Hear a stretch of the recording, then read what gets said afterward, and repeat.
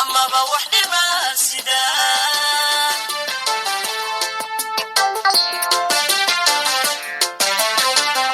shibal lagu dhuganayo xogta soo bandhigiyo kubura loo dhaariyo shalita dhaafayniba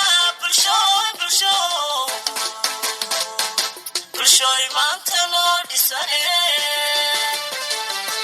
dhegaystayaal kusoo dhowaada barnaamijkii aanu kaga hadlaynay xeerka guddida hay-adda dhowrista tayada jamhuuriyadda somalilan ee xeer lambar 8 maantana waxaynu kaga hadli doonnaa qodobka 26aad astaamaynta heerarka.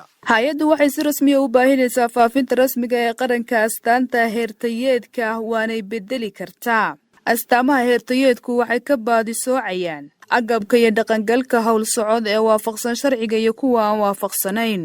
guddida dhowrista tayadu waxay u ogolaan kartaa iyada oo shuruucda ku habboon ku ladhaya in qof amaba shirkad u isticmaalo astaanta amaba astaamaynta heertayeedka haddiiba agabkaasi si buuxda u waafaqsan yahay tilmaamaha sharciyeed ee u yaala. codsi ah in la isticmaalo astaamaynta waxaa loogu soo gudbinayaa guddida dhowrista tayada qoraal iyada oo ay codsaduhu soo raacinayo tafaasiisha agabka amaba habdhaqanka uu doonayo astaantaasi. qofnaba ma codsan karo astaamaha heertayeedka ee ku xusan qaybtan marka laga reebo agab kasta ogolaansho ka haysta hay-adda dhowrista tayada iyo agabka fuliya heertayeedka somalilan.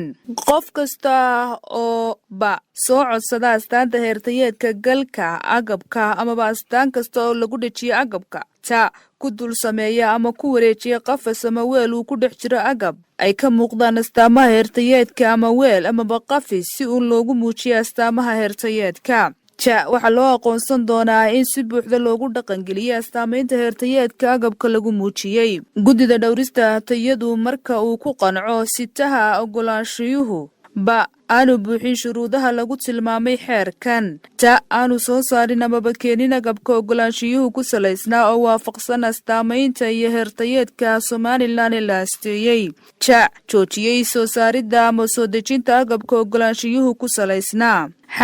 waxa uu joojin doonaa ama hakin doonaa howl socodka ama dhaqangelinta ogolaanshiyaha muddo aan ka badnayn 1 sano sida uu guddida dhowrista tayadu ay hadba u garato. qodobada uu xeerkani koobsanaya waxa ay xoojinayaan oo aanay marnaba hoos u dhigayn awoodda lagu xakamayn karo darjiil lagu sameeyey ama dembi laga galay agabka iyo adeegyada loo cuskanayo. haddii lagu qanci waayo go'aanka guddida dhowridda tayada waxay loo gudbin karaa maxkamadda ku habboon.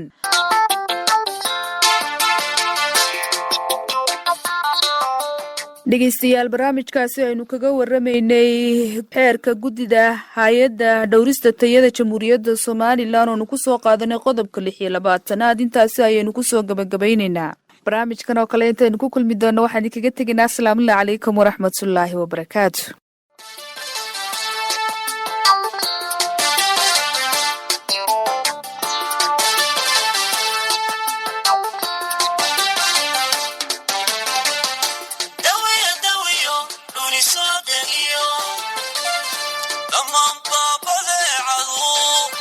waxay